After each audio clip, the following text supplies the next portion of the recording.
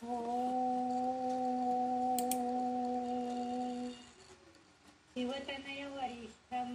सर्वकल्याणमूर्तिं परशुकमलहस्ते शोभितं मोदकेन अरुणकुसुममालं व्यालबद्धोदरै च मम हृदयनिवासं श्रीगणेशं नमामि, श्रीगणेशं नमामि। माते तुझ्या चरणी आश्रय देसी आम्हा, तेणेची नित्यमणी तुष्टी घडे प्रकामा। लागो तुझ्या भजनी हे मनसाच नित्य, याहू नान्य जगदंब नकांक्षी चित्त। सर्वस्वतुकामुते जगदंब माते, आम्ही तुझे प्रिय शिशूच तुझे नाते। वाटो कसाही गुणहीन सदा जनामी, तू माय एक करिसी मम चोदनामी, तू माय एक करिसी मम चोदनामी। श्री गणेशाय नमः, श्री सरस्वत्यै नमः, श्री मातृपितृभ्यां नमः, श्री कुलदेवताभ्यो नमः, श्री गुरुदेवेभ्यो नमो नमः। ओम श्री ललिता देव्यै नमः। अथ श्री ललिता सहस्रनाम स्तोत्रम्। मागच्या भागापर्यंत आपण 83 श्लोक आणि 382 नाम, म्हणजे तिच्या 1000 नावांपैकी 382 नाम यांचा आपण माहिती करून घेतलेली आहे, त्यांचा अभ्यास केलेला आहे आणि 83 श्लोक आपण बघितलेले आहेत सहस्रनामामधले. आता आपण 84व्या श्लोकाकडे आज जाणार आहोत. 84वा श्लोक असा आहे: सद्य प्रसादिनी विश्वसाक्षिणी साक्षीवर्जिता, षडंग देवता युक्ता षड्गुण्य परिपूरिता, सद्य प्रसादिनी विश्वसाक्षिणी साक्षीवर्जिता, षडंग देवता युक्ता षड्गुण्य परिपूरिता. असं ह्याच्यामध्ये आता आपल्याला 5 नामांचा विचार करायचा या एका श्लोकामध्ये. त्यातलं पहिलं जे नाम दिलेलं आहे ते सद्य प्रसादिनी. आता इथं प्रसाद म्हणजे काय, तर आपण जो नैवेद्य दाखवतो आणि प्रसाद घेतो असा अर्थ नाही, तर तिथं प्रसन्न होणे असा अर्थ. सद्य म्हणजे काय, लगेच, म्हणजे लगेचच्या लगेच, ताबडतोब म्हणतो ना पण तसं, ती लगेच प्रसाद देते, म्हणजे कृपा प्रसाद आपल्यावरती करते, प्रसन्न होते.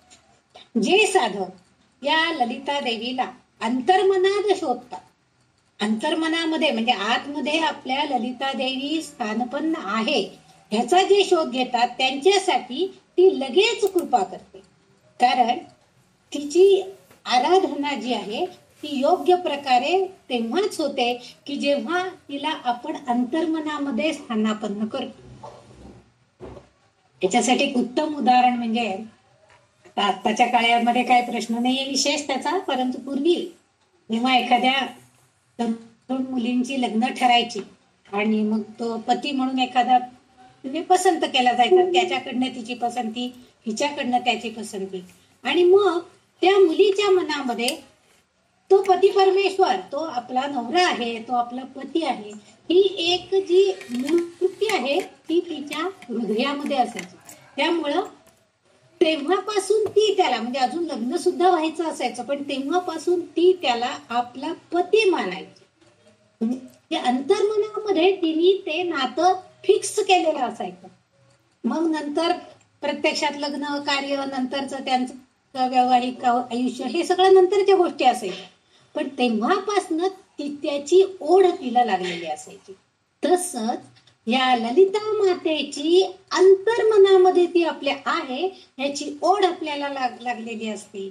आणि जेव्हा अशा अंतर्मनामध्ये आपण तिला शोधतो तेव्हा ती आपल्यावरती लगेच कृपा करते, लगेच ती प्रसन्न होते. त्यासाठी आपण त्यावेळेस तिची आराधना करायला पाहिजे. म्हणजे आपण तिला जाणून घेण्याचा प्रयत्न करायला पाहिजे की ती कशी आहे. म्हणून तिला सत्य प्रसादिनी, लगेच प्रसन्न होणारी असं म्हटलेलं आहे. दुसरा जो नाम आहे तिचं 384 नाव आहे विश्वसाक्षिणी. त्याच्यामध्ये साक्षी वर्जिता म्हटलेलं आहे. आता ही दोन्ही नावं, ह्या नावा पहिलं जे आपण आता नावाच ऐकलं, नामाचा विचार केला सद्य प्रसादिनी, त्याला हे दुसरं नाम जे आहे विश्वसाक्षिणी हे पूरक नाव असं एक आहे.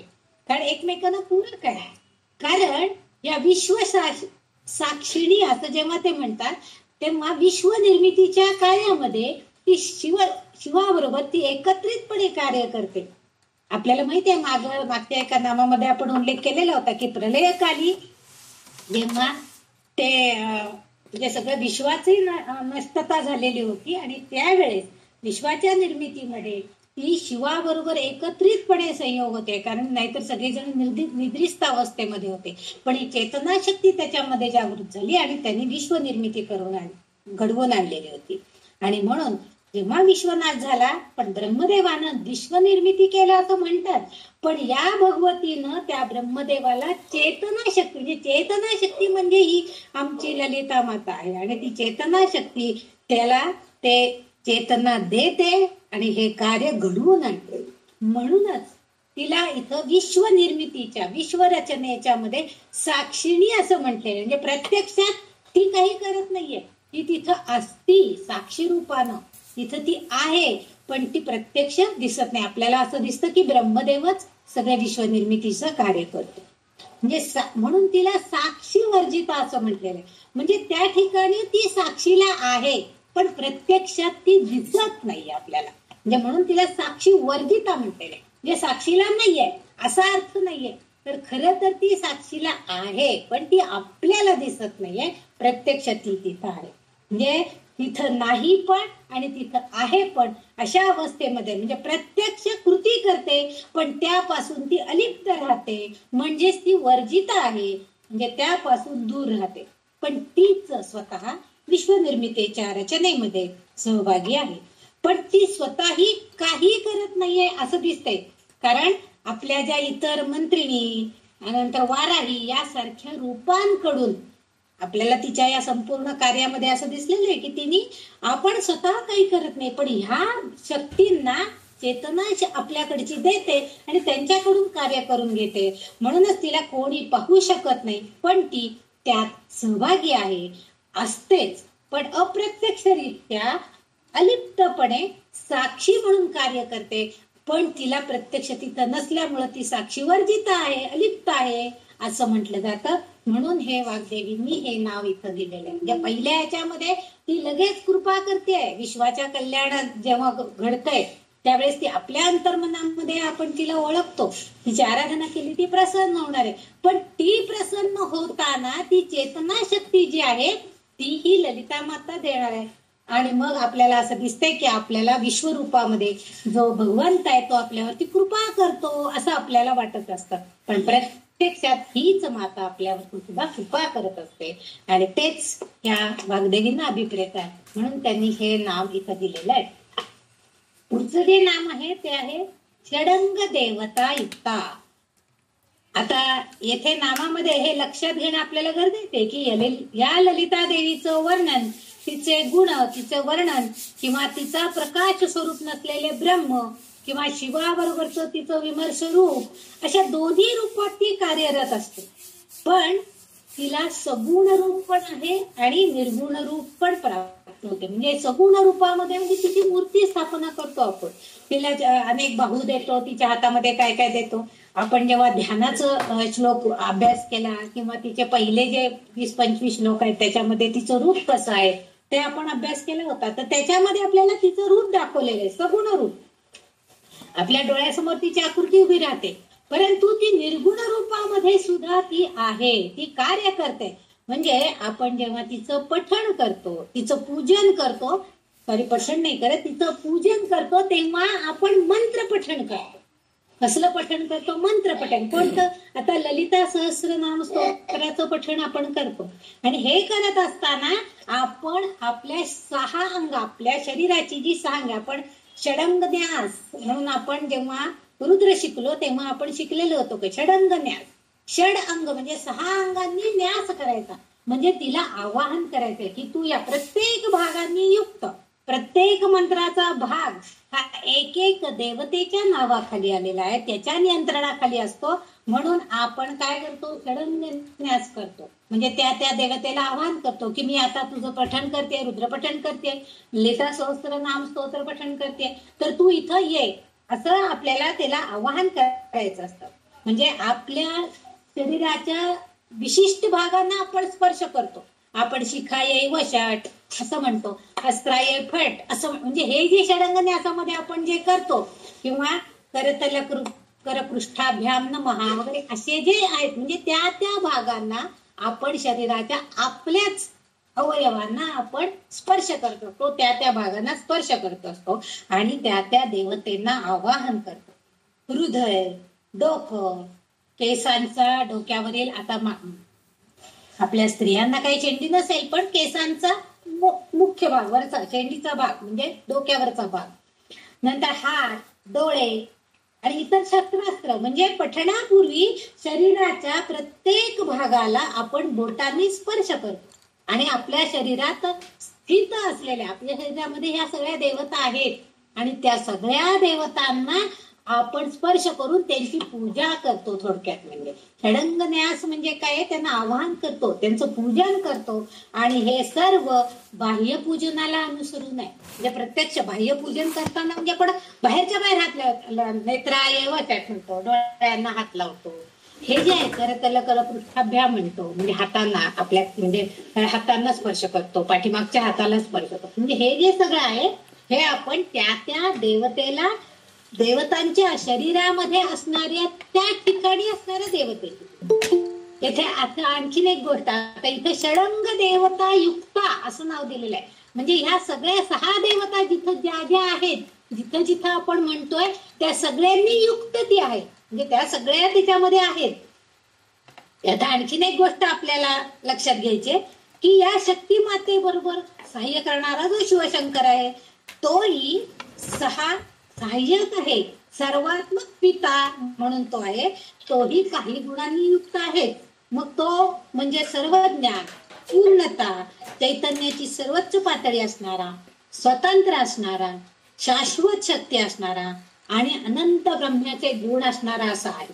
म्हणूनच ती सार्वत्रिक माता ह्या षडगणांनी युक्त अशा देवतांनी वेढलेली आहे. म्हणजे तिच्या बरोबरच जेव्हा ती शिवासह असते तेव्हा शिवाचे हे सगळे गुण सुद्धा तिथे आलेले असतात, म्हणून ती युक्ता म्हटलेले आहे. षडगुणान षडंग देवता युक्त, म्हणजे ह्या देवतांनी युक्त तर आहेच आहे, कारण आपण प्रत्यक्ष न्यास हा सगळ्या पूजनांमध्ये केला जातो, परंतु त्याच बरोबर ती जेव्हा शिवाबरोबर आहे तेव्हा शिवाच्या शक्ती, शिवामध्ये जी शक्ती आहे किंवा जे गुण आहेत त्या गुणांनी युक्त सुद्धा ही होते, ललिता माता होते. म्हणून तिला षडंग देवता युक्ता असं नाव वाग्देवींनी इथं उद्धृत केलेलं आहे. आणि अशा गुणांनी युक्त अशी ही देवता आहे. म्हणजे ह्या देवतेमुळं आपल्या शरीरामध्ये ते सगळे गुण येणार आहे. जेव्हा शिवाबरोबर ती आहे तेव्हा चैतन्याची सर्वोच्च पातळी जी आहे ती शिवाकडे आहे, ती या ललिता मातेकडे येणार. आणि आपण जेव्हा स्पर्श करणार शरीराला तेव्हा ती चेतना आपल्यामध्ये सुद्धा, म्हणजे आपली सुद्धा वाढीच लागणार आहे. आणि म्हणून ही सार्वत्रिक माता अशा षडगुणांनी युक्त आहे, म्हणून तिला षडंग देवता युक्त असं म्हटलेलं आहे. म्हणजे त्या सगळ्या देवतांनी एकच स्वरूपामध्ये आहे, सगळ्या देवतांनी युक्त अशी ही ललिता माता आहे असं वर्णन यामध्ये असलेलं अभिप्रेत आहे. पुढे जे आहे 387 नाव हे षड्गुण्य परिपूरिता. आता त्यालाच अनुसरून पुढचं नाव देते. मागच्या याच्यामध्ये षडांग देवता आहे. आता हे षडगुण्य परिपूरिता म्हटले. आता इथे षडगुण्य परिपूरिता म्हणजे काय? षडगुण म्हणजे 6 गुण जे आहेत ते सगळे, म्हणजे जसं ललिता माता 6 अंगभूत असलेल्या देवतांनी वेढलेली आहे, तशीच ती षडगुणांनी युक्त सुद्धा आहे. आता ते 6 गुण कोणते कोणते? समृद्धी, धार्मिकता, कीर्ती, भौतिक संपत्ती, बुद्धी आणि वैराग्य. हे तिचे 6ही गुण शुभ मानले जातात. आणि वैराग्य सुद्धा इथं शुभच मानलं झालेलं आहे. आता हे वैराग्य कशाचं पाहिजे? तर आपल्या विषय वासनांचं वैराग्य आपल्याला तिथं अपेक्षित आहे. हे वैराग्य आपल्याला तिथे येणार आहे. कारण कर्माच्या नियमांच्या पलीकडे जाऊन काही निवडक लोकांबरोबर विशेष उपकार ती करणार नाहीये. ती पक्षपातही कधीच करत नाही. सगळेच भक्त तिच्यासाठी एकसारखे आहेत. ती कुणालाही असं ह्याला हे गुण दिलेत, त्याला ते गुण दिलेत असं ती कधी करत नाही. सगळ्यांना समसमान पातळीवर करते. म्हणजे ती 6 गुणांनी युक्त, ती परिपूर्ण आहे आणि साधक भक्तांनाही त्या मार्गानं जाण्याचं मार्गदर्शन ती करते. म्हणून तिला षडगुण्य पद, काही ठिकाणी षाडगुण्य असा उल्लेख झालेला आहे, काही ठिकाणी षडगुण्य असा उल्लेख आहे. दोन्ही एकच आहे. षडगुण्य परिपूरिता, 6 गुणांनी युक्त असलेली असा तिचा अर्थ आहे. वरील नामामध्ये म्हणजे आता आणखीन एक अर्थानं जर विचार केला, म्हणजे वेदांग देवतांनी युक्त असलेला तिचा उल्लेख आहे. आणि म्हणजे पहिल्या नामामध्ये, वरील नामामध्ये म्हणजे पहिल्या षडंग देवता म्हणजे 6 देवतांनी युक्त असा तिचा उल्लेख आहे. तर आता 6 गुणांनी युक्त म्हणजे 6 देवतांनी युक्त आणि 6 गुणांनी युक्त अशी परिपूर्ण असणारी ही ललिता देवी आहे. आता 386 नामामध्ये वेदांग म्हणजे ध्वनी, विधीनुसार आचरण, व्याकरण, कोश, छंदशास्त्र, ही ज्योतिषशास्त्र अशी सुद्धा 6 अंग आपल्याला अभिप्रेत आहेत.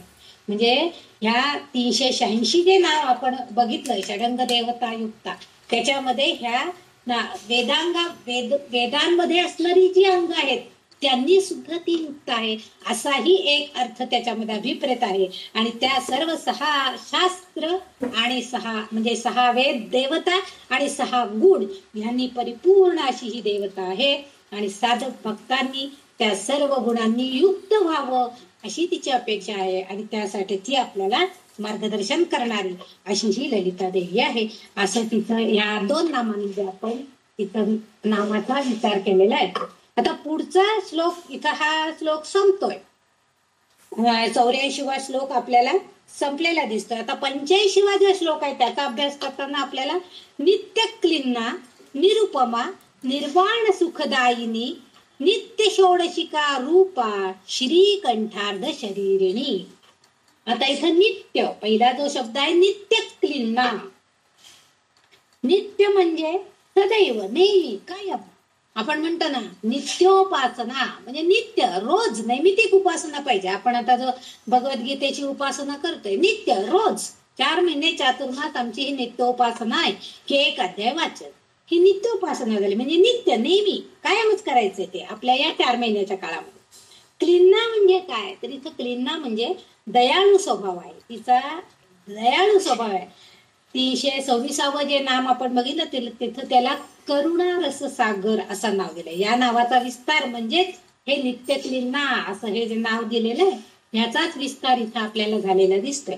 नित्या देवींपैकी एक म्हणजे मागील नामामध्ये आपण बघितलंय की नित्या देवी जे पंधरवड्यातील ज्या देवी आहेत, पंधरवड्याच्या देवींची प्रत्येक वेगवेगळी जी नावं आपण मागं बघितलेली होती, त्याच्यामध्ये 3रा दिवस जो आहे तृतीया, ह्याला नित्य क्लिन्ना हे नाव संबोधित केलेलं आहे. म्हणजे ही नित्या क्लिन्ना आहे म्हणजे त्या पंधरवड्यातील ज्या नित्य पूजेमधल्या देवता आहेत त्यांच्यामध्ये सुद्धा हिचा समावेश आहे असं म्हणून तिला हे नाव दिलेलं आहे. म्हणजे तृतीया जी तिची आहे तिचं नावच मुळी त्या पंधरवड्यातल्या देवता जे आहेत त्याला नित्य क्लिन्ना हे नाव त्यांनी संबोधित केलेलं आहे. आणि ही तशीच आहे की सदोदित आपल्या भक्तांवरती कायम आपल्या दयाळू स्वभावानं कृपा करणारी आहे आणि करुणारस सागर आहे. ते आपल्या भक्तांविषयी दया करुणा भाव दाखवणारी आहे आणि सागरासारखं विशाल तिचं अंतःकरण आहे, असा अर्थ इथं अभिप्रेत आहे. म्हणून तिला नित्य क्लीना हे नाव संबोधलं गेलेलं आहे. त्याच्या पुढचं जे नाव आहे ते आहे निरुपमा. निरुपमामध्ये नि आणि उपमा. नि म्हणजे नाही आणि उपमा म्हणजे ज्याची तुलना दुसऱ्या कोणत्या एखाद्या गोष्टीबरोबर केली जात नाही त्याला उपमाच नाही. आपण म्हणतो ना, काय सुंदर अहो वर्णन केलं, काय उपमाच नाही दुसरी. त्या शब्दांना शब्दच नाही येत आपल्याकडे, अपुरे पडतात शब्द. म्हणजे आपण त्याचं वर्णन कशाशीही बरोबरी करू शकत नाही. आता आंब्याच्या चवीची तुलना दुसऱ्या कोणत्याही फळाबरोबर करू शकतो का आपण? आंबा हे आंबाच आहे, त्याची गोडी, त्याची आविटता ही आपल्याला एक वेगळेपणच दाखवते. म्हणजे त्याची तुलना दुसऱ्या कशाशीही होऊ शकत नाही. तसं हिची तुलना म्हणजे ह्या म्हणून ती अतुलनीय आहे. ही जी ललिता देवी आहे ही अतुलनीय आहे. ती कारण ती इतकी स्वभावानं दयाळू आहे, ममतेनं आहे. कारण माऊली म्हटलेलं आहे तिला. आणि आईची बाबांची अशी तिची हृदय म्हणजे तिचं हृदय कसं आहे तर आई ममत्व भावनेनं भरलेलं आहे आणि दयाद्र होऊन ती आपल्या अपत्यांची म्हणजे आपल्या भक्तांची काळजी घेते. आणि नुसती काळजी घेत नाही तर ती आपल्याला आनंद सुद्धा देण्याचा प्रयत्न करते. ती सांगते की मी जशी नेहमी आनंदात राहते तसं तुम्ही नेहमी आनंदित राहायचा प्रयत्न करा. म्हणजे जी गोष्ट आपल्याला वाटणीला आलेली आहे त्या गोष्टीमध्ये समाधान मानायला शिकायला पाहिजे आणि आनंद मिळवायचा प्रयत्न केलेला पाहिजे. असंच तिला या गोष्टींमध्ये सांग. कारण का तर ती तुलना रहित आहे. निरुपमा उपमा नाहीये, तुलना रहित असलेली आहे, अमर्याद अनंत असलेली आहे. आणि ब्रह्म असल्याशिवाय म्हणजे ती ब्रह्म आहे, ब्रह्माच्या निर्मितीमधली ती कार्यकर्ती आहे आणि त्यामुळं त्याचे वर्णन दुसरं कशाशीही करू शकत नाही. कारण ब्रह्म एकमेव आहे की ज्यांनी विश्वाची निर्मिती केली आणि ती आणि तो जे काही आहे ते म्हणजे उपमा विरहितच आहे. म्हणजेच ती निरुपमा आहे.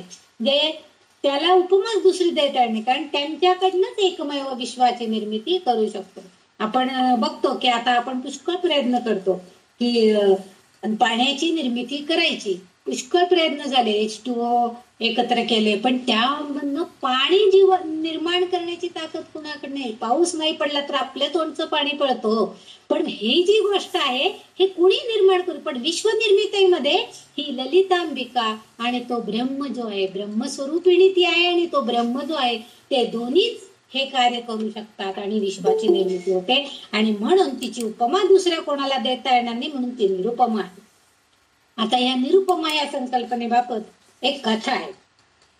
2 मुलगे होते आणि त्या मुलांना वडिलांनी आध्यात्मिक मार्गाचा पाठपुरावा करण्यासाठी गुरुकडे पाठवलं. दोघे गेले. परत आल्यावर दोघांनाही देवाचं वर्णन करायला सांगितलं. मोठ्या भावानं देवाबद्दल विस्तृत व्याख्यान देऊन देव कसा आहे हे सांगण्याचा प्रयत्न केला. दोघांनाही आध्यात्मिक ज्ञान प्राप्त झालेलं होतं. एका भावानं अतिशय छान की देव कसा आहे, तो असा स्वरूपामध्ये आहे, इतकी आयुध आहेत, इतके शस्त्रास्त्र आहेत, तो असा लढतो, तो इतक्या गुणांनी युक्त आहे, सगळं वर्णन करून सांगितलं. पण दुसऱ्याने काहीच सांगितलं नाही. तो काहीच सांगू शकला नाही कारण त्याच्या म्हणण्यानुसार ह्या ब्रह्माचं संपूर्ण वर्णन कोणीच करू शकत नाही. कारण जर समजा त्याचं वर्णन करताना काही चुका जर माझ्याकडनं झाल्या तर त्या पुन्हा दुरुस्त करता येणार नाहीयेत ह्याची कल्पना त्याला होती. आणि म्हणून त्यांनी सांगितलं की म्हणून मी त्याचं वर्णन करायला, तो अवर्णनीय आहे, अतुलनीय आहे, त्याची तुलना दुसऱ्याशी होऊ शकत नाही. म्हटलं मी पामर त्याचं काय वर्णन करणार आहे, असं त्यांनी वर्णन केलं. आणि मग त्यामुळेच ह्या गोष्टीतून आपल्याला हे काय समजून घ्यायचंय की तो एकमेव कसा आहे याचं ज्ञान आणि मग त्याचं अस्तित्व, म्हणजे त्याचं ज्ञान आणि त्याचं अस्तित्व ह्यालाच ह्याच्यामुळं पुष्टी मिळते की तो कसा आहे हे मला कळलंय. पण मी सांगू नाही शकणार कारण त्याची दुसऱ्याशी तुलना होऊ शकत.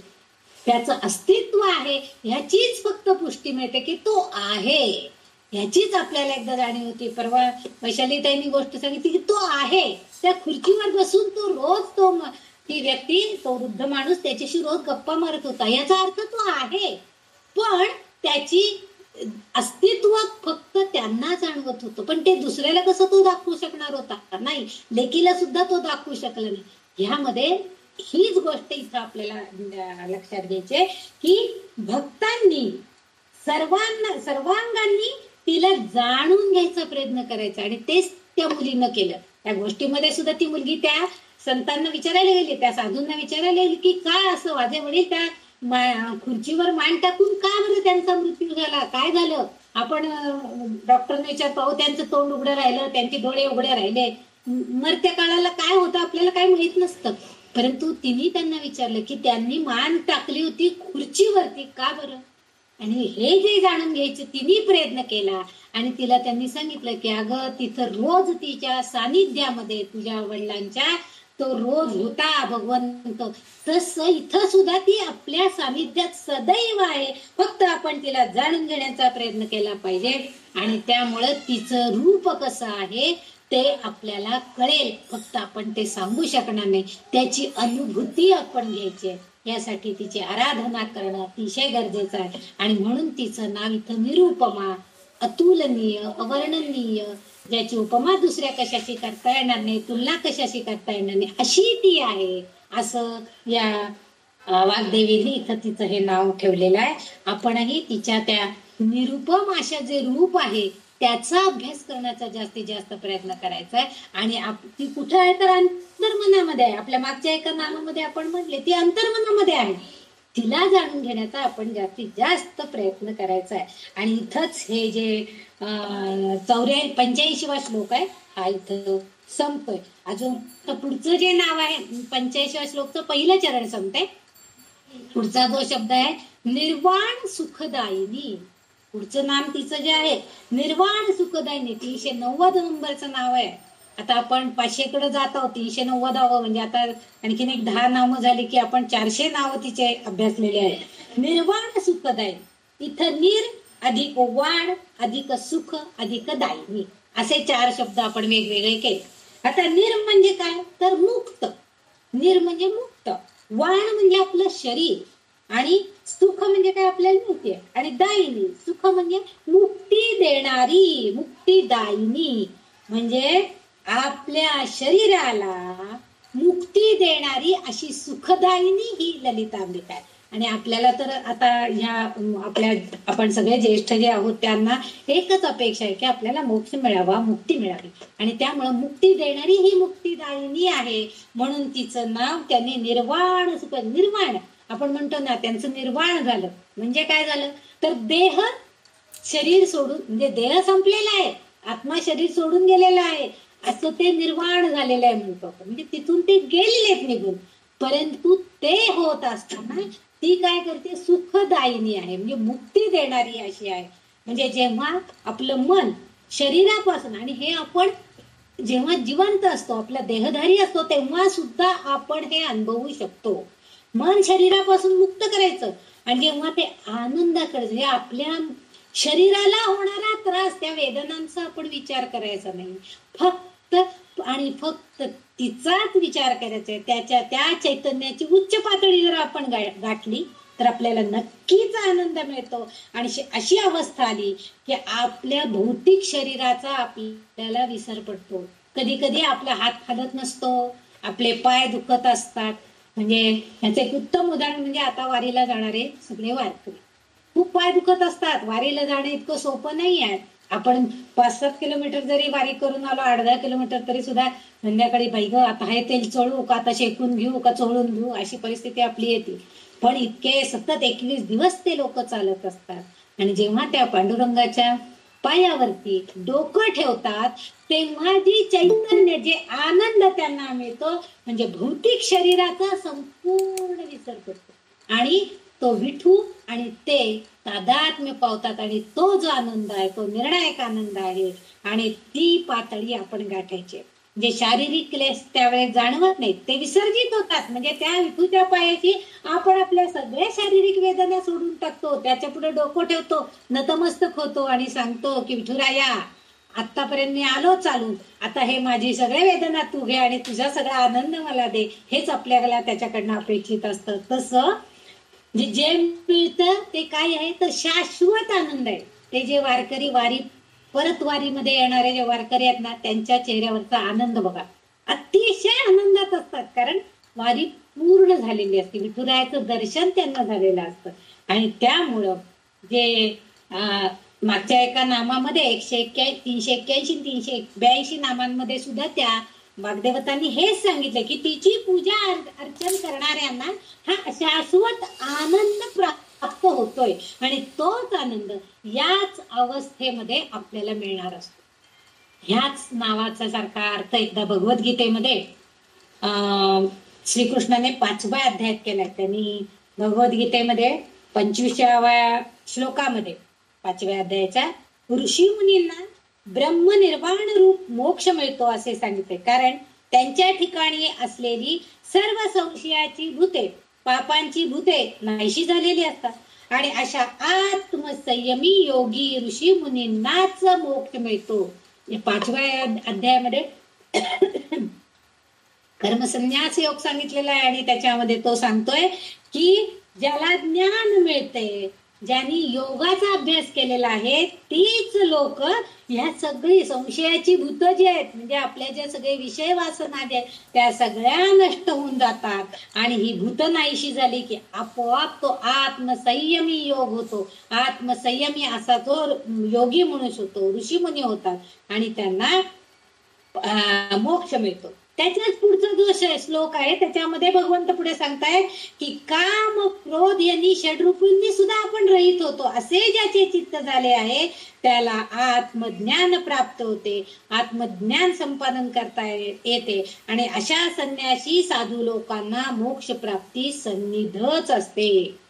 आणि हेच आपल्याला करायचं आहे. आपल्याला गीतेमध्ये सुद्धा तेच सांगायचा प्रयत्न केलेला आहे आणि ललिता माता सुद्धा तेच सांगायचा प्रयत्न करते. म्हणजे वाग्देवींनी तिच्या मार्फत, ललिता मातेच्या रूपांनी, तिच्या नामांच्या मार्फत आपल्याला हे सांगण्याचा प्रयत्न केलेला आहे की तुमच्या जेव्हा आंतरिक प्रकाशाने आत्म्याशी आपण एकरूप होतो तेव्हाच या मानव जातीच्या कल्याणासाठी ऋषी मुनी जनांना जसं योगी होतात ते, त्यांना जसं ते ज्ञान मिळते, तेव्हा स्वतः ती ब्रह्मात मोक्ष ब्रह्मज्ञान प्राप्त करते आणि मोक्ष मिळवते. तसं मोक्ष सुख देणारी ही देवी मा आहे आणि तो मिळवण्याचा आपण प्रयत्न करायचा आहे. म्हणून तिचं इथं जे नाव आहे निर्वाण सुखदायिनी, मोक्षदायिनी असं आहे. जसं भगवंत आपल्या भगवद्गीतेमध्ये आपल्याला सांगू इच्छितात तसंच ही ललिता माता आपल्या तिच्या या नामामध्ये सांगते की तुम्ही सुद्धा सगळ्यांनी शाश्वत सुख मिळवण्याचा, शाश्वत आनंद मिळवण्याचा प्रयत्न करा, तर आणि तरच तुम्हाला या मोक्ष सुखाची प्राप्ती होणार आहे. आणि पुढचं जे नाव आहे 391 ते आहे नित्या षोडशिका रूपा. आता 85व्या श्लोकामधलं दुसऱ्या चरणामध्ये तिचं 391 नंबरचं नाम आहे नित्य षोडशिका रूपा. आता नित्य म्हणजे नित्य देवता, नित्य देवता मी मागे सांगितलं होतं 16 नित्य देवता आहेत. 15वड्यामध्ये 15 म्हणजे 15 आपण तिथी म्हणतो, म्हणजे रोज एक असतात त्याप्रमाणे. तर त्यांची नावं जी आहेत त्याच्यामध्ये नित्या षोडशिका रूपा असं त्यांनी म्हटलेलं आहे. आता षोडशिका म्हणजे ह्या 16 15वड्यामधल्या 15 आणि 16वी अमावस्या किंवा पौर्णिमा ह्या सगळ्या तिथींना तिचं एक रूप आहे आणि त्याला नाव आहेत. 16 नित्य देवता कोणकोणते आहेत? पहिली आहे कामेश्वरी, भगमालिनी, नित्यक्लिन्ना, भरुंडा, वहनिवासिनी, महावज्रेश्वरी, शिवदूती, त्वरिता, कुलसुंदरी, नित्या, नीलपताकिशी किनी, विजया, सर्वमंगला, ज्वालामालिनी, चित्रा आणि त्रिपुर सुंदरी. ह्या 16 नावांनी ती प्रत्येक ठिकाणी रूप घेते. नित्या षोडशिका रूपा म्हणजे या 16 15वड्यामधल्या 15 आणि 16वी अमावस्या किंवा पौर्णिमा ही जी तिथी आहे ह्या तिथीला ती प्रत्येक एक रूपामध्ये आपल्याला बघायला मिळते. जे नित्य म्हणजे सदैव, षोडश म्हणजे 16 आणि स्वरूप तिचं रूप आहे ते म्हणजे चंद्राच्या जशा 16 कला आहेत त्या कलांमध्ये पंधरवड्यातील आणि 16वी ती स्वतः ललितांबा प्रत्येक ठिकाणी आहेत. या पंधरवड्यात असणाऱ्या सर्व देवदेवतांचे प्रतिनिधित्व या नित्यादेवी करत असतात. आता जी नावं सांगितली ती सगळी त्या नित्यादेवींची नावं आहेत आणि यांची श्रीचक्रात पूजा केली जाते. श्रीचक्रामध्ये या सगळ्या देवतांचा उल्लेख केलेला आहे, एक तिथीनुसार केलेला आहे. आपल्या पंचदशाक्षरी मंत्र आणि स्वतः ललिता असा 16 मंत्र ललिता मातेचा सर्वात म्हणजे तिथे बघा 15 जे अक्षर आहेत ती त्या पंधरवड्याशी जर आपण गुणा म्हणजे पंधरवडा आणि 15 अक्षर हे जर आपण साम्य बघितलं तर त्या 15 अक्षरांमध्ये सुद्धा ती आहेच आणि त्याला आपण ओम असा शब्द लावला की 16 मंत्र झाला. मग ओम हा जो आपण तिला बीज मंत्र पुढे जोडणार आहे त्यावेळेस ती 16 मंत्राक्षरी होणार आणि म्हणून ती ललिताच देवी आहे. म्हणजे त्या 15 शिवाय ही एकटी हिचं रूप ह्या 15 आहेच. म्हणजे ती स्वतः प्रत्येक दिवशी आहेच. या प्रत्येक 15 दिवसांमध्ये ती आहे आणि 16वं तिचं जे रूप आहे. म्हणून हा मंत्र जो सांगितलेला आहे पंचदशाक्षरी मंत्र किंवा 16 मंत्र हा अतिशय प्रभावशाली मानला जातो. आणि मंत्र म्हणजे कशासाठी आहे तर केवळ अंतिम मुक्ती देणे हाच त्या मंत्राचा प्रभाव आहे आणि हाच म्हणून त्यांनी हा मंत्र इथं अभिप्रेत केलेला आहे. म्हणजे हा मंत्र म्हणजे या 15 दिवसांच्या 15 कला त्या नित्यादेवी आणि तो 15 अक्षरांचा मंत्र. म्हणजे रोज आपण एकेका देवीची आठवण काढली असो, रोज आपण तो मंत्र जपला तर रोज एकेका देवीची आठवण काढली आणि त्याच्याबरोबर ही ललिता देवीची आठवण तर नक्कीच येणार.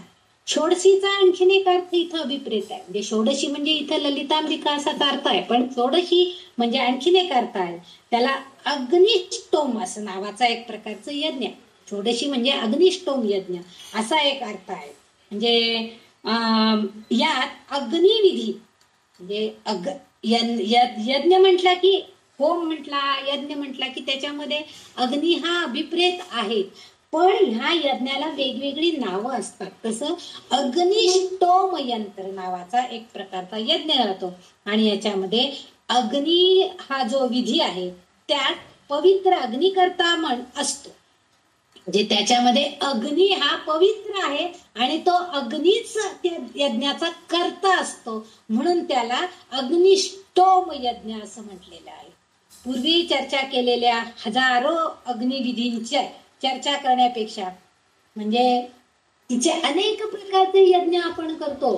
चंडी यज्ञ म्हणतात, देवी सुक्त म्हणून यज्ञ करतात, नंतर श्री सुक्त म्हणून यज्ञ करतात. म्हणजे त्याच्यामध्ये हवन करतो आपण. म्हणजे देवीची वेगवेगळ्या प्रकारची मंत्र स्तोत्र पठण करून यज्ञ केले जातात. सप्तशतीचे पाठांचं हवन केलं जातं.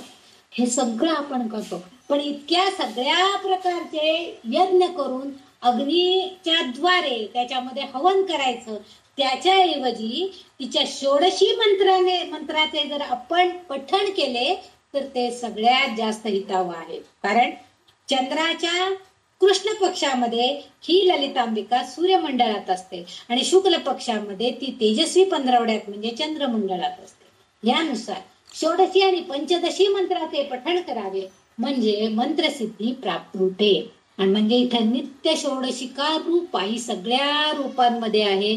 म्हणूनच आपण 16 मंत्र किंवा पंचदशाक्षरी मंत्राचं जप हवन हे जर आपण केलं तर आपल्याला जास्त प्रभाव त्याचा मिळतो आणि त्या मंत्राची सिद्धी प्राप्त होते. आणि हेच त्यांना इथं सांगायचंय की जसं पंधरवड्यामध्ये चंद्राच्या कलानुसार एक चंद्राचा जसं प्रकाश वाढत जातो तसंही कृष्ण पक्षामध्ये पण असती आणि शुक्ल पक्षामध्ये पण असते. तर शुक्ल पक्षामध्ये मात्र ती तेजस्वी रूपामध्ये असते. म्हणजे त्याला तेजस्वी पंधरवडा म्हणतात आणि तिथेही ती असते, चंद्रमंडळामध्ये असते.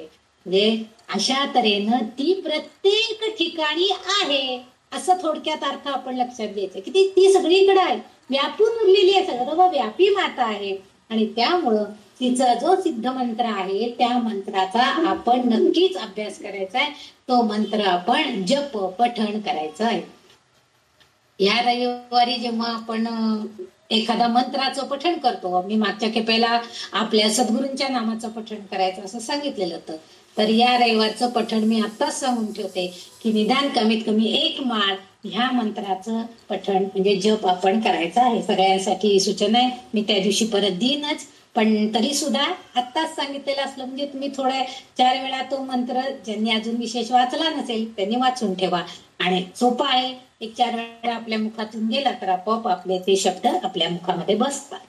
तर अशा तऱ्हेनं तिचं हे जे नाव आहे नित्य षोडशिका रूपा, अशा रूपामध्ये ती आपल्याला बघायला मिळते. तिचं पुढचं जे नाम या 85व्या श्लोकामध्ये आहे ते आहे 392 नंबरचं नाव श्रीकंठार्ध शरीरिणी. आता हे थोडस बघा. श्रीकंठार्ध, श्री सगळं वैभव समृद्धी असा अर्थ आपल्याला माहितीये. आता इथं मात्र ह्या ललिता मातेकडे शिवाचे अर्ध शरीर आहे, म्हणजे अर्धनारी नटेश्वर स्वरूपामध्ये. शिव जर तुम्ही स्वरूपात शिव स्वरूप बघितलेलं असेल तर तो अर्ध स्वरूप स्त्रीचं आणि अर्ध स्वरूप पुरुषाचं, म्हणजे नर आणि नारी एकत्र बघायला मिळतात. अर्धनारी नटेश्वर असं आपण त्याला बघतो. आणि प्रत्यक्षात सुद्धा शिवाची अर्धांगी म्हणून या ललिता मातेकडे आपण नेहमीच बघत असतो. आणि ती शिवाची अर्धांगी आहे.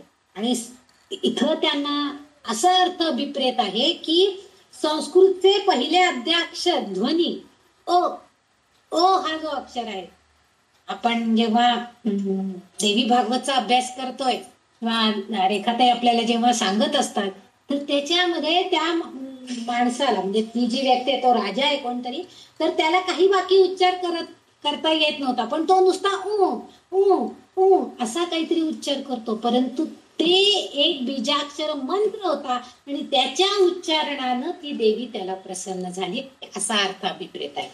तसंच इथं सुद्धा हे संस्कृतचं जे पहिलं अद्याक्षर आहे अ, की त्याला श्रीकंठ असं म्हटलेलं आहे. ते पहिलं अद्याक्षर म्हणजे मुळाक्षरामध्ये अ आ इ ई उ ऊ हे आपण इथपासून सुरुवात होती. मग नंतर क ख ग घ हे स्वर आणि व्यंजन हे आपण सगळे शिकलेलो आहोत. मराठी शिकणाऱ्यांना तरी हे सगळं माहिती आहे. तर ते अ जे अक्षर आहे त्याला श्रीकंठ असं म्हणतात.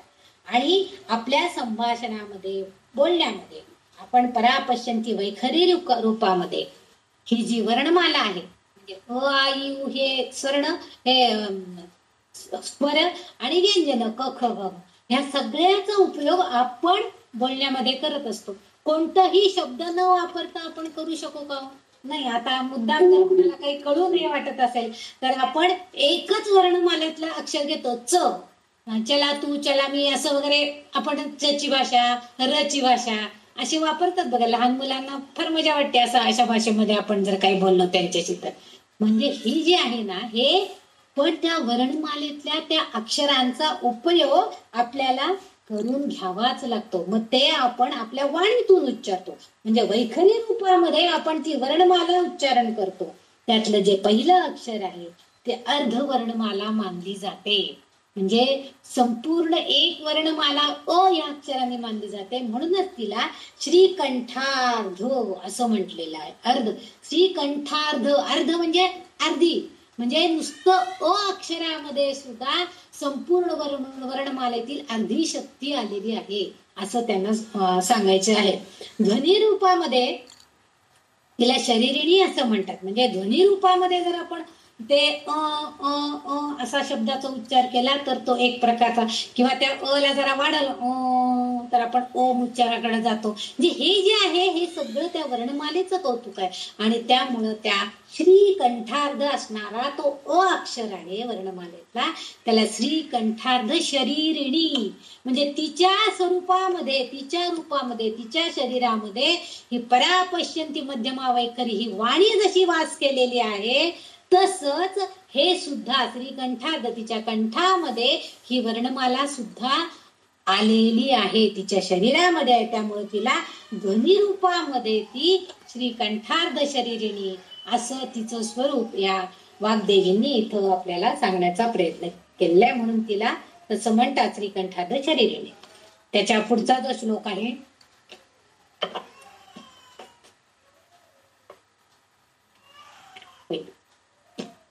86वा श्लोक आहे. प्रभावती प्रभारूपा प्रसिद्धा परमेश्वरी मूल प्रकृती ही अव्यक्ता व्यक्ता व्यक्त स्वरूपिणी. छान अर्थ आहेत आता या सगळ्या श्लोकाचा. प्रभावती. प्रभा म्हटले की आपल्याला कुठल्याही देवदेवतेच्या गुरूंच्या पाठीमाग जो एक आभा निर्माण झाले, तेजस्वी प्रकाश असतो, त्याला आपण प्रभा म्हणतो. म्हणजे सगळीकडे प्रभा फाकली, सूर्य उगवला की आपण म्हणतो सूर्याची प्रभा, सूर्यप्रभा असं म्हणतो. तर प्रभावती म्हणजे तेजस्वी शक्तीनं संपन्न असणं आहे. आणि ही जी ललितांबिका आहे ही तर काय आहे, अष्टसिद्धींनी युक्त आहे. अष्टसिद्धींनी ती वेढलेली आहे. आपल्याला माहितीये, आपण पहिल्याच ध्यानाच्या श्लोकामध्ये अणिमा गतिमा लघिमा वगैरे त्या शक्तीच्या सगळ्या बघितलेल्या होत्या पहिल्याच श्लोकामध्ये. म्हणजे ध्यानाच्या श्लोकामध्येच आपण ते शिकलो किती अष्टसिद्धींनी युक्त आहे. आणि अष्टसिद्धी सगळ्या देवतांचं ती प्रतिनिधित्व करते. म्हणजे त्या सगळ्या देवतांनी, त्या सिद्धी देवता ज्या आहेत त्या सिद्धी प्राप्त करून घेण्यासाठी ऋषी मुनी पुष्कळ तप जप करत असतात. कुठली तुटली तर म्हणजे सांगितलं होतं अणिमा म्हणजे अणु एवढं व्हायचं. म्हणजे मारुतीला जी शक्ती प्राप्त झालेली होती, अणु आणि गरिमा म्हणजे मोठा होत होता, अतिशय लघु आणि अतिशय गुरु, अशा तऱ्हेचं त्याचं स्वरूप होऊ शकत होतं. ह्या शक्ती, या सिद्धी प्राप्त करण्यासाठी आणि गरिमा महिमा आणि ईशत्व वशित्व प्राकाम्य प्राप्ती आणि सर्व काम्य म्हणून ह्या सगळ्या प्रभा या सिद्धी प्राप्त करून घेतल्या. पण या प्रत्येक सिद्धीमध्ये ही आहे आणि ही तिचं त्या सगळ्यांचं ती प्रतिनिधित्व करते. म्हणून तिला ह्या अष्टदेवींची प्रभा असं म्हटलेले, म्हणून ती प्रभावती आहे. म्हणजे ती सगळ्या ह्या अष्टसिद्धींची अशी एक प्रभा निर्माण झालेली तेजस्वी शक्ती आहे, संपन्न झालेली आहे. म्हणजे प्रभांनी वेढलेली, ह्या 8 प्रभांनी वेढलेली, 8 प्रभांच्या तेजस्वी शक्तीनं संपन्न अशी ही ललिता माता आहे. म्हणून तिला प्रभावती असं या वाग्देवतेंनी उल्लेख केलेला आहे. छान नाव आहे. आपण बऱ्याच वेळेला हे नाव ठेवतो आपल्या मुलींचं. तर ती प्रभावती ही अशी सिद्धी म्हणजे अशी व्यक्ती आहे किंवा अशी देवता आहे की ह्या सगळ्या सिद्धींच्या प्रभांनी युक्त, इतकी तेजस्वी, इतकी शक्ती संपन्न अशी आहे. त्याच्या पुढचं नाव आता पुढचं, पहिल्यांदा प्रभावती झाली, आता प्रभारूपा. 394 नाव आहे तिचं, प्रभारूपा. आता पहिल्या ह्याच्यामध्ये ती तेजस्वी प्रकाशांनी युक्त आहे असं दिसलं. आता पुढचं काय, तिच्यापासून निघणारा हा प्रकाश आहे. या आधीच्या नामात तिचा उल्लेख झाला की तिच्यापासून जे प्रभा निर्माण होती, जो प्रकाश निर्माण होतो, तेज निर्माण होतो, ती प्रभावती आहे. आता ती शक्तिशाली आहे, प्रभा रूप आहे, त्या रूपामध्ये सुद्धा ती आहे. म्हणजे असं जे तिचं रूप आहे त्याच्यामध्ये सुद्धा ती आहे असा उल्लेख आलेला. म्हणजे तिच्या शक्तीच्या तेजातून इतर देवी शक्तींना प्रकाश प्राप्त होतो. का तिला प्रभा रूपा म्हटलेलं आहे, कारण या सगळ्या देवतांना प्रकाश देण्याचं, तेज देण्याचं कार्य हीच ललितांबिका करते. म्हणून त्यांनी तिला प्रभा रूपा असं नाव दिलेलं आहे. म्हणून ललिता माता ही त्या अष्टसिद्धी देवींच्या प्रभेच्या रूपात, दृश्य स्वरूपात आहे. प्रत्यक्षात ती ललिता माता आपल्याला कुठंच दिसत नाही, परंतु अष्टसिद्धी जेव्हा दिसतात तेव्हा त्यांच्या रूपामध्ये मात्र ती ललिता माता आहे. म्हणून तिला प्रभा रूप हे तिचेच तेजाचे अंश आहे, तिच्याच तेजाचे अंश आहेत. ह्या अणिमा गरिमा लघिमा ह्या ज्या सिद्धी आहेत ह्या सगळ्या तिच्याच रूपाचे अंश आहेत. आणि म्हणून तिला प्रभा रूपा हे संबोधन इथं वाग्देवींनी दिलेलं आहे. आणि खरोखरीच आहे की तिच्या ह्या देवी, सिद्धी देवी ज्या आहेत सगळ्या अष्टसिद्धी, ह्या सगळ्या तिच्यामुळेच प्रकाशमान होतात, तेजस्वी बनतात आणि शक्तिशाली बनतात. देवता ह्या अष्टसिद्धी देवता आहे, ललिता माताच आहे. आणि ती सगळी ह्या देवतांना नियंत्रित करते. म्हणजे नुसतं त्यांना शक्ती देऊन भागत नाहीये, तर त्यांना त्यांच्यावर नियंत्रण ठेवण्याचं काम सुद्धा ती करते आहे. म्हणजे तिचे सूक्ष्म शरीर, जसं उपनिषदांमध्ये त्यांनी असं दिलेलं आहे की ह्या अष्टसिद्धींना तिने आपली प्रभा, आपला प्रकाश, आपली चेतना सगळी दिली आहे, पण त्या सगळ्यांना नियंत्रण करण्याचं काम सुद्धा तीच करते. म्हणजे त्यांच्या मनावरती, म्हणजे पर्यायानं आपल्यासारख्या भक्तांच्या मनावर सुद्धा नियंत्रण करण्याचं कार्य, त्या देवींना प्रकाशित करण्याचं कार्य, ही सगळं ही प्रभा रूपा या नावानं करते. म्हणजे तिच्या रूपानं सूक्ष्म रूप आहे तिचं हे. परंतु ह्या नावानं ती सगळ्या देवदेवतांना नियंत्रित करत असते. आणि इथं आपल्याला हेच करायचं आहे की आपल्याला सिद्धी जरी प्राप्त करून घ्यायच्या म्हटल्या तरी सुद्धा त्या सिद्धी आपल्याला चांगल्या गोष्टीसाठी वापरायच्या आहेत. आणि त्यामुळं आपल्या मनाचं नियंत्रण या वाग्देवी, आपली जर सद्बुद्धी चांगली कार्यान्वित असेल, आपली चेतनाशक्ती चांगली असेल, आपली वैयक्तिक चेतना जी आपल्याकडे आहे त्याचा जर आपण चांगल्यासाठी वापर करणार असो तरी ललिता माता आपल्या मनावरती चांगल्याच प्रकारचं नियंत्रण करणार आहे. की ज्या प्रकारे आता आपल्याला बुद्धी झाली की नाही आपण चातुर्मासामध्ये भगवद्गीतेचा पाठ करायचे, रोज एक एक पाठ होईल आपला. ही जी आपली सद्बुद्धी जी आपल्याला आलेली आहे ही या भगवती देवीच्या कृपेनंच आलेली आहे. आणि तीच आपल्यावरती अशा तऱ्हेनं आपलं मन, आपली बुद्धी नियंत्रित करते आहे. आणि त्यामुळे तिला त्या प्रभा रूपा, सूक्ष्म रूपानं ती आपल्या मनाला नियंत्रण करते. पण तिचं इथं नाम मात्र या वाग्देवीने प्रभा रूपा असं दिलेलं आहे.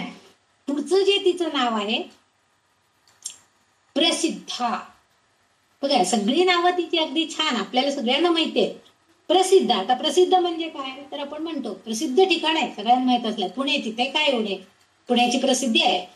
आता म्हणजे अतिपरिचयाची वस्तू आहे असं ठिकाण आहे. मग ती व्यक्ती असते, काही वेळेला व्यक्त प्रसिद्ध लेखक आहे, वपू, पु ल, हे सगळे प्रसिद्ध लेखक आहेत आपल्याला माहिती आहे. किंवा प्रसिद्ध नट, प्रसिद्ध गायक, हे सगळे आपल्याला माहित होतं. म्हणजे काय तर ते सगळ्यांना परिचित असतात, कारण कुठल्या तरी कार्यामुळं त्यांची प्रसिद्धी झालेली असते, ते सगळ्यांना माहित होतं. आणि ही ललिता माता जी आहे ही प्रत्येक भक्ताच्या अंतरंगात आहे. म्हणजेच सर्व प्राणी मात्रांच्या ठिकाणी ती व्यापून राहिली आहे. म्हणजे ती स्वतः सिद्ध आहे. आणि ती काय करते मग, ती आपल्या भक्तांना सुद्धा प्रसिद्धी प्रदान करणारी आहे. म्हणजे हे सगळे जाणणं, म्हणजे जेव्हा आपण एखाद्या गोष्टीसाठी सगळ्यांना ज्ञात होतो, म्हणजे सगळ्यांना माहित होतो.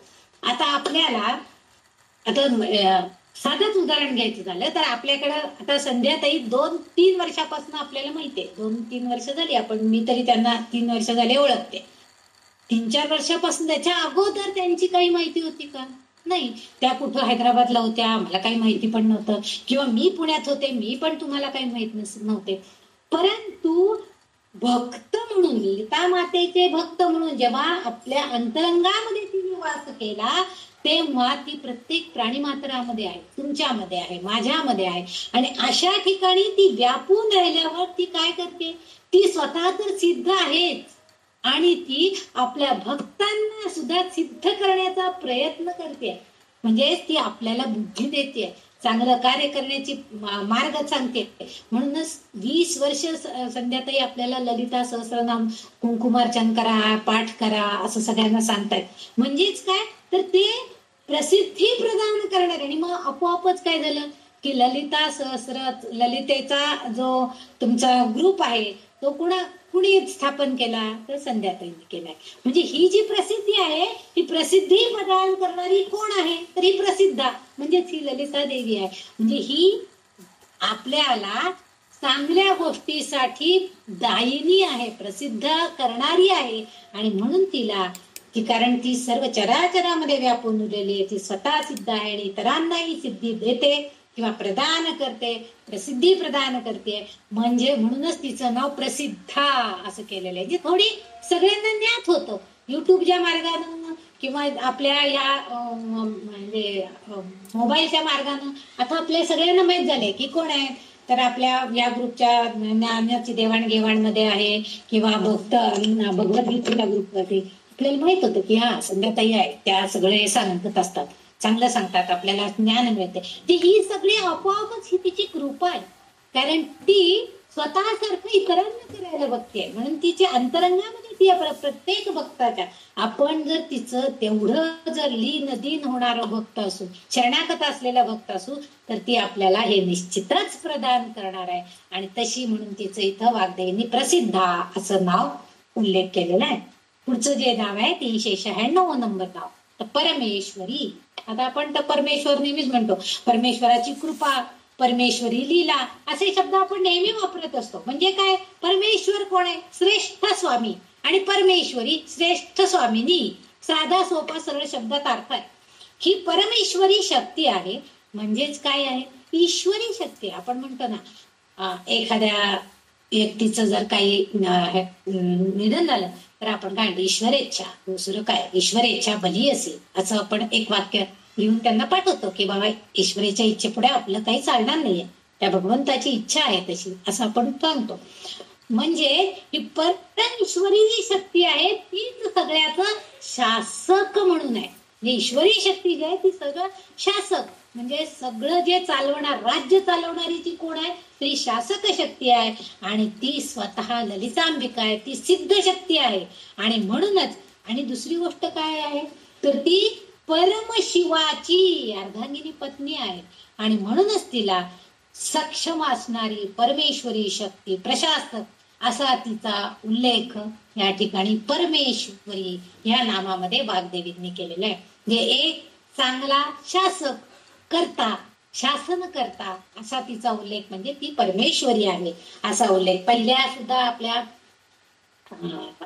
जे याचे ध्यानाचे श्लोक आहेत त्याच्यात पण ती उत्तम शासक आहे असा उल्लेख आलेला आहे. तसाच पुन्हा इथं त्यांनी वाग्देवींनी ह्या नावामध्ये तिचा उल्लेख केलेला आहे. भगवद्गीतेमध्ये देखील ही परमेश्वरी शक्ती सर्व प्राणी मात्रांमध्ये समान रीतीने विराजमान झालेली आहे. म्हणूनच तिचा उल्लेख परमेश्वरी परम उपासना केल्यामुळे शिव आणि शक्ती एकरूप होतात. आणि जेव्हा त्या एकरूप झालेल्या शिव आणि शक्तीची एकरूप होऊन जेव्हा भक्त उपासना करतो तेव्हा ती परमेश्वरी शक्ती आपल्यामध्ये सुद्धा येते. बघा, शिवशक्ती एकरूप झाले की ती परमेश्वरी सत्ता निर्माण होते. आणि त्या परमेश्वरी सत्तेचं आपण जेव्हा एकरूप होऊन भक्ती करतो तेव्हा आपोआपच ती शक्ती आपल्यामध्ये होते. जे त्यांच्या बाल संकल्पनेनुसार की प्राणामध्ये, म्हणजे इथं ज्या श्री विद्याशक्ती वगैरे आहे त्यांच्या संकल्पनेनुसार प्राणामध्ये ही शक्ती विराजमान आहे आणि गुणांची ती कदर करते. म्हणून म्हणजे आपल्या शरीर, म्हणजे ती बघा स्त्रीलिंगी आहे, परमेश्वरी म्हटलेलं आहे. या भगवद्गीतेमध्ये परमेश्वर म्हटलेलं आहे, कारण तो विष्णू सहस्रनाम किंवा भगवद्गीता ह्याच्यामध्ये श्रीकृष्ण किंवा विष्णू यांची नावं उल्लेख असतो, त्यामुळे परमेश्वर म्हणतो. पण इथं स्त्रीलिंगी नावाचा म्हणजे परमेश्वरी, म्हणजे परमेश्वराची पत्नी म्हणजे परमेश्वरी असाही साधा सोपा अर्थ आपण घेऊ शकतो. परंतु ही एक माता या स्वरूपामध्ये आहे, एक शासक या स्वरूपामध्ये आहे, आणि त्यामुळे ती आपल्या भक्तांच्या गुणांची कदर करते, म्हणून ही परमेश्वरी आहे असा उल्लेख इथं आढळतो. आणि भगवद्गीतेमध्ये सुद्धा भगवंतांनी हेच सांगितलेले आहे की तिची भक्त म्हणून जर आपण उपासना केली तर नक्कीच ती सुद्धा आपल्याला ती शक्ती प्रदान करते. पुढचा जो पुढच्या चरणामध्ये मूल प्रकृती असा शब्द आहे. मूल प्रकृती, मूल म्हणजे मूळ, आरंभ, आणि प्रकृती म्हणजे निसर्ग. साधा सोपा अर्थ आहे म्हणजे मूळ प्रकृती. मागील नामामध्ये ती तर्क प्रदान करते, ती परमेश्वरी आहे, सर्वोच्च आहे, अधिपती आहे. आता या नामात ती उत्पत्तीचे मूळ आहे, मूळ प्रकृती. म्हणजे आपण राघवेंद्र स्वामींचा उल्लेख किंवा मूल रामा म्हणून करतात. मूल रामा म्हणजे राम ही जी संकल्पना आहे ही आधीपासून आहे. म्हणजे राम हा नंतर हा म्हणजे मनुष्य देह धारण करून आपल्याला अस्तित्वात आला किंवा राम हा देव म्हणून आपल्याला कळला, परंतु त्याच्या अगोदर मूला राम म्हणून एक संकल्पना पहिल्यापासून अस्तित्वात होती. त्यामुळे हे लोक मूला रामाची पूजा करतात, मूला रामाला मानतात, मूला राम म्हणतात. मूळ जे मूळ आहे म्हणजेच काय, ही शक्ती.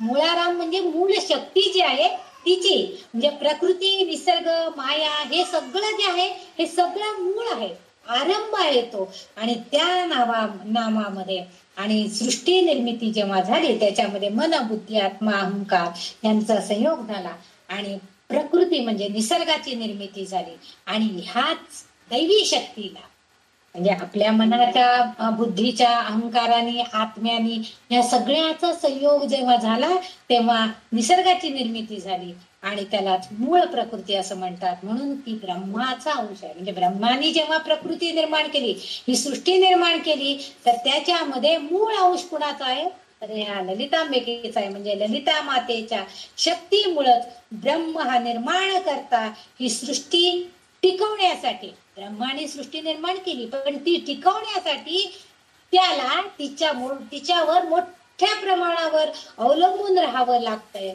हाच या नामाचा अर्थ आहे की ती मूळ प्रकृती आहे, निसर्ग आहे.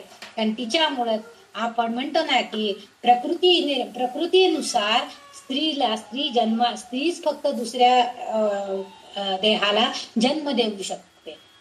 निसर्गानुसार निसर्गाची किमयाच अशी आहे. कुठल्याही पुरुषांना एखाद्या बाळाला जन्म दिलेलं कधी ऐकलंय का? नाही. स्त्री देहच फक्त असा आहे की तो फक्त दुसऱ्या देहाला जन्म देऊ शकतो. म्हणजे ही जी निसर्गाची किमया आहे ही फक्त आणि फक्त ह्या मूळ प्रकृतीमध्ये आहे. आणि त्यामुळं या ब्रह्मदेवाला सुद्धा सृष्टी निर्माण करण्याच्या कार्यामध्ये तिच्यावर अवलंबून राहावं लागतं. म्हणून तिचं हे मूळ प्रकृती हे नाव इथं उद्धृत झालेलं आहे. पुढचं जे नाव आहे ते अव्यक्ता. अव्यक्त आपण म्हणतो ना, काय सांगण्यात म्हणजे व्यक्तच करू शकत नाही, अव्यक्त सांगूच शकत नाही. हे नाम मागील जे नाम आहे मूल प्रकृती याचा विस्तार करून सांगतात. म्हणजे काय आहे, अव्यक्त आहे. म्हणजे ज्याचं आता स्पष्टीकरणच करता येत नाही असा म्हणजे अव्यक्त. ही प्रकृती म्हणजे काय आहे, तर निसर्गाची एक अवस्था आहे. या ब्रह्माच्या सृष्टी निर्मितीचा हा पहिला टप्पा आहे. त्याने सृष्टी निर्माण केली, परंतु त्या निर्मितीमध्ये चेतना देण्याचं कार्य जे होतं ते कोणी केलं असेल, तर हे ललिता मातेनं केलेलं होतं. त्यामुळं त्या सृष्टीचं पालन करण्याचं, सृष्टीचा सांभाळ करण्याचं, त्याच्यामध्ये शक्ती देण्याचं काम आहे, ती सृष्टी टिकवण्याचं काम आहे, ती सगळं ही ललिता माता करते आहे. आणि त्यामुळं सृष्टी निर्मितीचा पहिला टप्पा याचे स्पष्टीकरण करताच येत नाही. कारण प्रत्यक्ष ब्रह्म हे निर्गुण गुणहीन ब्रह्म आहे आणि त्याला काहीतरी निर्माण करण्याची इच्छा असते. म्हणजे एकटा पुरुष काही निर्माण करू शकतो का? नाही. किंवा एकटी स्त्री काही निर्माण करू शकते का? नाही. म्हणजे शिवशक्ती जेव्हा एकत्र येतील, एकटा शिवा पण काही करू शकत नाही, एकटी शक्ती पण काही करू शकते. पण हे जेव्हा दोन्ही एकत्र येतील, त्यांचा संयोग झाला तरच सृष्टी निर्मितीचं कार्य होतो. म्हणूनच ब्रह्म्याची ही अवस्था स्पष्ट होऊ शकते, म्हणजे ती अव्यक्त आहे. म्हणजे तिच्या या अवस्थेचे नाव, तिची ही जी अवस्था आहे की ती काय आहे हे आपण वर्णन नाही करता येते, त्याचं स्पष्ट होऊ शकत नाही. म्हणजे ती अव्यक्त आहे. व्यक्तामध्ये स्पष्टकरणाने ती युक्त होऊ शकत नाही, म्हणून ती अव्यक्त आहे असा उल्लेख केला जातो. म्हणून इथं त्यांनी अव्यक्त स्वरूपामध्ये असणारी ही शक्ती देवता, ही ललितांबिका, म्हणून तिला अव्यक्त हे नाव देऊन टाकलं वाग्देवी. कारण तिच्याशिवाय ब्रह्माच्या सृष्टी निर्मितीच्या कार्य होऊ शकत नाहीये. त्याचं जे पालन आहे, त्याचं जे सृष्टीचे टिकवण्याची जी जबाबदारी आहे, ती सगळं ही ललिता माता करते. म्हणून तिला ते स्पष्टीकरण न करता येण्यासारखं असल्यामुळं त्यांनी तिचं नावच अव्यक्ता ठेवून टाकलं. म्हणजे अव्यक्ता अशा नावानं तिचा उल्लेख केलेला आहे. आणि तिची हे नावाचं हे जे नाव आहे ते म्हणजे तिची अवस्था आहे. तिची ती या अवस्थेमध्ये आहे की तिथं तिचं वर्णन करणं शक्य नाहीये. म्हणून तिचं नाव अव्यक्ता असा उल्लेख वाग्देवींनी इथं केलेला आहे. पुढचा जो शब्द आहे ते बघा, व्यक्ता व्यक्त स्वरूपिणी. व्यक्त आणि अव्यक्त. आता अव्यक्त नावावरती आलं, पण व्यक्ता व्यक्त स्वरूपिणी. व्यक्त म्हणजे प्रगट होणं, अव्यक्त म्हणजे अप्रकट, म्हणजे प्रगट करू सांगू शकत नाही. आणि स्वरूपिणी म्हणजे त्या रूपात आहे. म्हणजे ती व्यक्तात आहे, अव्यक्तात आहे आणि अशा स्वरूपामध्ये पण आहे. म्हणजे प्रत्यक्ष ती स्पष्ट करून सांगू शकते, कधी कधी स्पष्टीकरणही करू शकत नाहीये. आणि अशा स्वरूपामध्ये ते म्हणजे विश्वाच्या प्रकट स्वरूपामध्ये या ललिता मातेचं स्थान महान आहे. तिचं पहिलं स्वरूप जर आपण इथं वरती बघितलं तर अव्यक्त आहे, ते आपण स्पष्ट करू शकत नाहीये. परंतु आत्मा आणि ब्रह्मा यांच्या संबंधामध्ये आत्मा अविनाशी असं आपण म्हणतो. ब्रह्म फक्त मूलभूत ज्ञान संपादन करणाऱ्याला मोक्षाचा आनंद प्रदान करतो. म्हणून या नामामध्ये ही ललिता मातेची शक्ती प्रकट स्वरूपामध्ये आहे. म्हणजे इथं ती ब्रह्मा काय करतोय, फक्त मूलभूत ज्ञान आपल्याला देतो. नंतर आत्मा अविनाशी आहे, आपल्याला म्हणजे आपल्या अंतरात्म्यामध्ये आत्मा आहे, ब्रह्मज्ञान आपल्याला सगळं करून देतो. परंतु ललिता माता काय करते, हिची जी शक्ती आहे ते ज्ञान म्हणजे जो थोडंफार आपल्याला ललिता मातेच्या नावांचा अर्थ काय जो कळला, ते ज्ञान प्रगट करण्याचं कार्य कोण करते, तर ही ललिता माता. त्यामुळे ती व्यक्त स्वरूपिणी आहे असं तिचा नावाचा उल्लेख केलेला आहे. म्हणजे ती व्यक्त स्वरूपामध्ये काही गोष्टी सांगते, पण कशा मार्फत होतं ते, तर ती आपल्या भक्तांच्या मार्फत तिचं स्वरूप प्रगट करते, म्हणजे व्यक्त स्वरूप करते. तिचं प्रगट तिच्या स्वरूपाचं प्रगटीकरण व्यक्त होणं हे भक्तांमार्फत होतं. परंतु काही गोष्टी अव्यक्त असतात की जिथं तिचं स्वरूपाचं अप्रकटीकरण असतं, तिथं स्वरूपाचं आपण वर्णन करू शकत नाही.